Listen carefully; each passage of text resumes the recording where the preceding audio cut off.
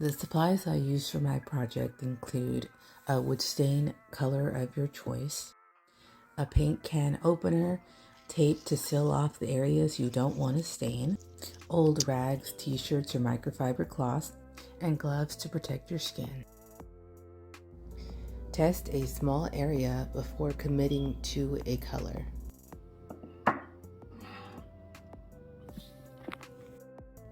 Here I'm testing the underside of the table to see if it will match the legs. I'm finding that they are two different shades, so I'll have to mix up some different color stains to find a match. For this piece, the entire thing is wood. The legs are solid wood, but the top of the table has a wood veneer of a different kind.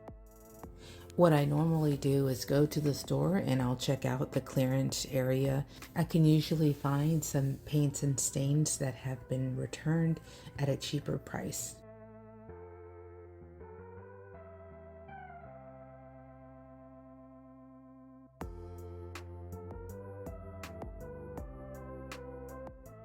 Because this one was still so light, I had to add a dark walnut on top of it.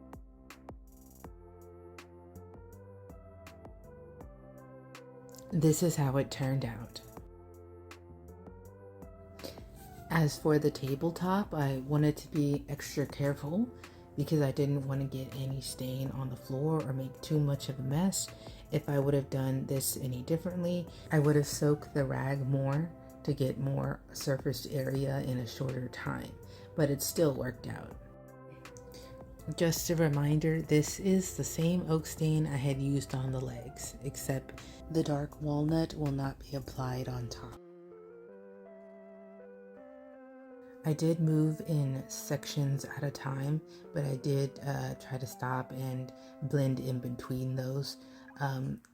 You can also do a second layer of stain if that's the color you're trying to reach to get any spots you might have missed. For informational purposes, you can wipe off excess stain if you use too much, but here I really didn't use that much.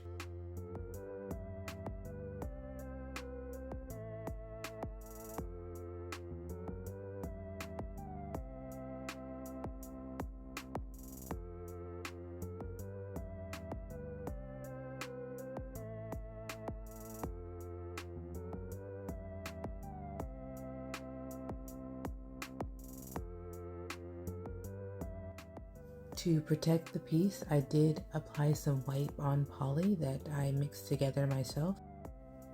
If you're interested in that video, please check out the description below. Like and thank you for watching.